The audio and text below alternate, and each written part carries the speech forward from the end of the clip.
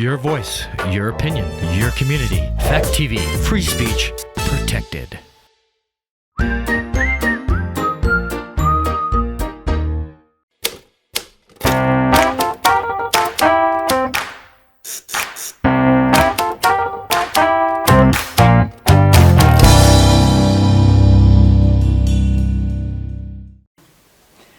Hi community, welcome to the 2021 Rockingham Select Board Candidate Spotlight. Today we're here with Bonnie North. Welcome Bonnie, thank you for agreeing to do this with us. Well, thank you. I really appreciate the invitation. So my first question, I always ask this to folks that aren't local, and I'm always curious, what brought you to Bells Falls? Well, I've told this story so many times. But I'm surprised you don't already know. I lived a good portion of my adult life in Provincetown, Massachusetts. It's a very small town on the tip of Cape Cod. My son grew up there. I left, he left. He became a very successful software developer, freelancer, and he lived in San Francisco, Amsterdam, London, Manhattan. And he wanted to live again in a small town where he could walk around and know everybody. And I had gone to the Goddard Adult Degree Program for a couple semesters up in Montpelier, and I kept saying, I really think you'd like Vermont. I really think you'd like Vermont. And he was considering New Zealand and everywhere in the world because he had global clients. So he started Googling, because he's a computer nerd, walkable villages in southern Vermont. And here's this little place called Bellows Falls that we had never heard of. And he read up on it. He said, it looks really like a cool little place. Look how pretty it is and all. So he contacted Susan Colby, found her through Google. And at the time he didn't have a car because he lived in the city and he didn't believe cars were good to have anyway. And I was in Baltimore then. I picked him up and we came up here end of December 2008. Susan showed us a bunch of houses. He picked one out and he moved here in April of 2009. I sold my house and my business in Baltimore and moved here in April 2010 and bought my house. Wow, that's pretty cool. Yeah. I just being local, I always like to hear what attracts people. So that's a pretty cool story. No, I hadn't heard it. Yeah, I hadn't heard it. So now fast forward 10 years, or 20 years. No, 10 years. 10 years. 10 years. Math is not my strong suit. Actually, it's literally 11. Okay. 11 years. You're running for select board. So tell us a little bit about why you wanted to do that. Well, I kind of didn't. Truth be told. Yeah, really. For several election cycles, people have encouraged me to run. And I'm like, man, I don't think so. That's not me. And I'll be candid here. I was the chair of the Planning Commission, and when the Select Board decided to demand that Main Street Arts dismantle and destroy the set that our local artists had worked so hard on, and they were just days away from opening night, they literally begged for just 3 months' time, let's see what happens, and they were denied that. And I don't know if you look at your Fact TV archives or something, you'll see that I spoke up during that meeting in Zoom. I actually watched that meeting, yes. And I was really upset. I'm still upset about it, but it's all over now. And I was chastised for my letters to the papers. And it was suggested that it might be a good idea for me to leave the Planning Commission since I was appointed by the Select Board. And might not be appropriate to criticize them publicly that way. So I did. And I said, okay, I'm going to run. This is something entirely new for me.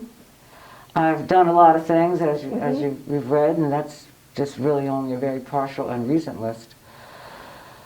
everything I've ever done has either been an entrepreneurial, a business I started or something like that, or people have asked me to do it. They've asked me to join this board or, do this or that.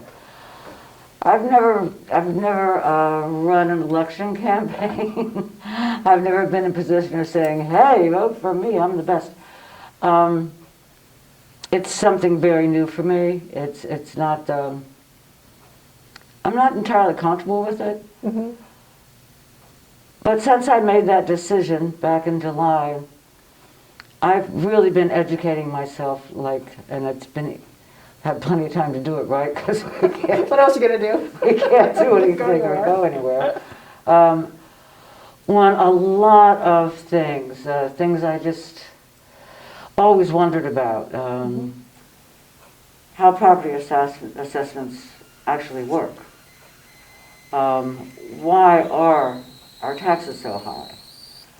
And just other questions like that. And being on the Wyndham Regional Commission has been a tremendous education for me. Understanding how funding really moves down through the system. I wouldn't say the regional has power so much, but they definitely have tremendous influence. And the three committees I'm on, which is the brownfields, that has huge influence.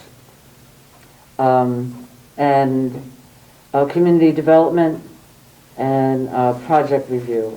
They're three really important committees. I think it's actually good to come into a job or to come into a position like a select board a little bit nervous, a little bit unsure of what. I think that's great, actually. I think it's better than coming in with, I got this, I know everything there is to know. I think that's a much better position to be in. And in looking over your pretty extensive resume, I think you're selling yourself a bit short with the amount of experience that you would be bringing with, maybe not directly in the select board realm, but a lot of fringe things that are important, like the Wyndham Commission, the Planning Commission, getting down, some local nonprofits, the Historical Society, the Bike Project, River Artisans Cooperative. So I think that that's kind of what we need. We need people that are a little nervous and maybe a little more well-rounded. Well, I guess I would like to say I'm not so much nervous about being on the select board. Okay. The last thing I'd ever do is sit here and say, I have all the answers. I don't have all the answers. I have lots of questions still. And I've spent the last several months trying to answer my questions for myself. And I've still got many more. The idea of being on the select board, I'm pretty comfortable with that because I've been in leadership positions many times. It's running for election. Oh, it's the election part. Well, your website is actually really well done, so you did a good... Well, that's something that I do. I have lots and lots of questions. I guess one thing that I would like to stress from the points on my website that's a little easier to make concise is that I think our elected leaders really should be paying more attention to what's going on in Montpelier. Should have a much closer relationship with our representatives, our state senator and our two state representatives. What I reference on my website, the tax structure, Vermont Tax Structure Commission, that's pretty intense. It's 184 pages of skull-shattering headache, oh my God, information that you can hardly stand to read, and I read it twice.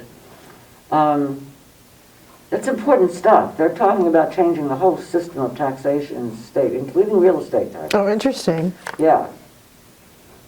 There's even a proposal to get rid of the homestead allowance entirely and replace it with another mechanism to achieve equity throughout communities. We need to be on this. We need to be on this. No, I agree with you. I agree with you. So one of the things that that I think is a good point to address is, what do you see moving into this? So with all of the research that you've done and what you know about the current,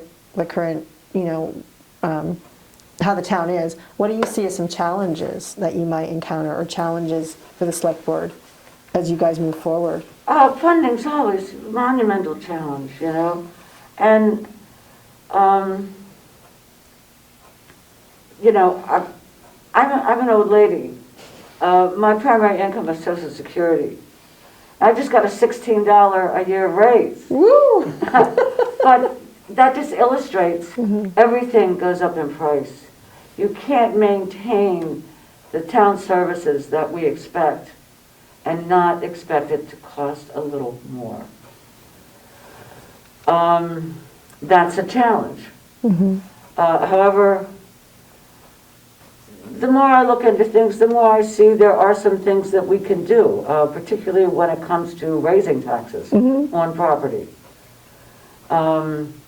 Which is not to mean that I think everybody's assessment should go up, but I think, I don't want to go deep into this because we don't have time, but large multi-unit properties, rental units, I don't think they're being taxed correctly. And it's not the lister's fault. Right. It's really not. It's coming from Montpelier.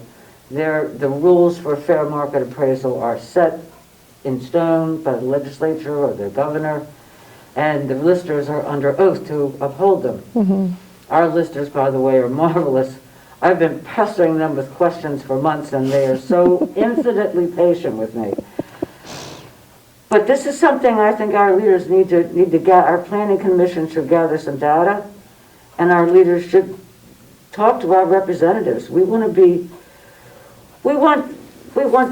to show them in Montpelier that the way it's being done is threatening the economic viability of a town like ours. No, I agree with you. And you also, kind of in the same realm, you talked about home ownership is one of your kind of things you had on your website, was the idea that more equity in home ownerships and more homes available, and then the more homes that I think, was it more the idea of single-family homes, because then they add to the tax rolls more? Well, every home isn't a single-family home. There's co-housing, there's condominiums, there's tiny house clusters. There's a lot of creative ways that people can own a home. Nice. I know when my son and I were both looking to buy property here, it's really hard to find, a property that isn't too big. My house is too big. It's a funky old farmhouse, but it's got 3 bedrooms. I'm one little old lady, It's hard. I mean, I know friends that had to buy great big houses, and they didn't want a great big house. And there's only, I think at this point, 3 empty lots in all of Bellows Falls Village. So what are you going to do? But there is money. There's lots of money. I mean, we're seeing millions of dollars go into creating apartments in the Bellows Falls garage. There is money. And there is money to do things creatively. I've been looking into co-housing and condominiums and what the laws are in Vermont, and I'm pretty well versed on all that now. And if millions of taxpayer dollars can go to creating rentals, I think some money could be found to at least experiment with creating condominiums. And I saw this happen in Provincetown, where you talk about a housing crisis. You can set it up with covenants such that everyone must be sold at 60% or 50% of market rate, so that low-income people can make the purchase. And the Tax Structure Commission talks in detail about falling off the cliff. Someone is working hard. They put themselves through night school. They get a better job. And they finally have too much income. They have to leave their housing because it's income capped. They've just lost their Vermont state health care. And they've plunged off the cliff. They're worse than they were. I'd like to see more effort and more funding given towards trying to give people of low and moderate income a chance for ownership, to build equity, to get a credit rating, and not to spend almost 50% of their income on rent. On rental. No, that's a good option. You also, on your site, you talked a little bit about you feel strongly there's a way to attract visitors in a post-pandemic world. I sure do. Okay. When we first came here, granted it had just snowed, my son and I walked around and we were enthralled. This is like Norman Rockwell. What a beautiful, beautiful little place. Oh my God. I still feel that way. Things look a little different once the snow melts. True. But I still feel that way very, very strongly. And I don't think a lot of people who have been here a long time appreciate that. There's a tremendous nostalgia for days gone by when, you know, everybody had a mill job and so forth. But it's beautiful. I'm working with the Historical Society all of these last few years. What we did down there on that riverfront is spectacular. It's spectacular. Just 3 weeks ago, I invited a friend to take a walk with me. She didn't even know it was there. She lives in Bellows Falls. I know.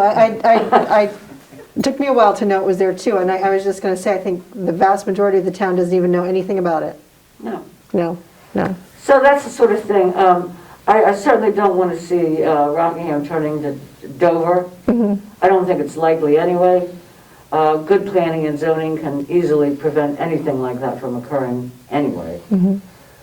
But we're easy on, easy off from the highway, and I used to have a business downtown and used to come in a lot. I did. And I had people come in there all the time. They'd have some little guidebook and they'd go, "Where's the Great Falls?" We got off the highway to see the Great Falls. Or they'd say, aren't there Indian carvings here somewhere? We've got beautiful, beautiful town. The view from the Vilas Bridge, it rivals the view standing next to the road and peering down at Peachy Gorge, if you ask me. No, I agree with you. I'm a little bit town proud, but yeah, I definitely agree. I'm real town proud on that one too. Yeah. So I think we're getting low on time. Is that 2 minutes?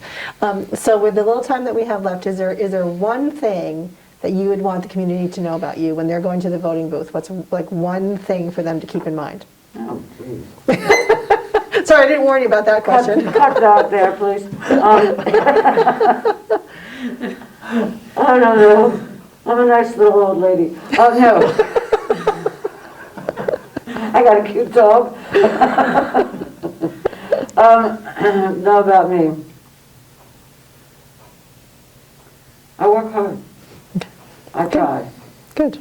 I'm And sincere. I think I would add to it that from what I've seen, you're very involved, and I think that's a what's the old saying? If you want to get something done, then give it to somebody that's busy, because they'll get it done. And I think that's a good thought, a good thought pattern. So I thank you greatly for coming to do this today. I know it's a little bit unnerving sometimes to come and do a direct interview, but please make sure that you all go out and vote. They are doing absentee ballots, and Bonnie, thank you for coming today. All right, thank you so much. I appreciate the opportunity.